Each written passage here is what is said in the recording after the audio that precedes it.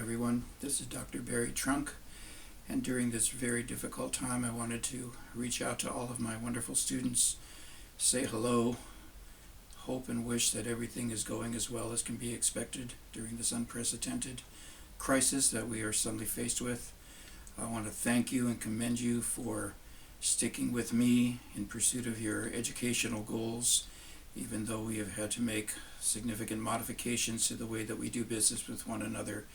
We're all going to hang in there, and we're all going to get through this, and everything is going to be the way it was down the road. And speaking of that, just a little bit of my history. I grew up in the 60s as a baby boomer child and the baby boomer generation, and as you can maybe see in the background here, I was a big Beatle fan and wanted to be a Beatle, and I had a drum set and long hair, and I played in bands and all this kind of stuff. And it just wasn't meant to be that I was going to be a professional musician. But as an amateur, I still enjoy Beatles songs. I know that for some of you that I teach, the Beatles are kind of ancient history. But if you talk to your mom and dad, or even your grandma and grandpa, they'll tell you that they really were a movement, a revolution in terms of music. So I thought I'd play a song by the Beatles. This particular one was written by George Harrison. And George Harrison was known as the Quiet Beatle. He was sometimes just in the shadow of Paul McCartney and John Lennon, who wrote the majority of the Beatles songs, all of them classics in many people's opinions. But George was kind of more philosophical, more introspective. And this is one of my favorite George Harrison songs that talks about hope for the future, which I think is an appropriate topic given our situation now. And it's called Here Comes the Sun. Here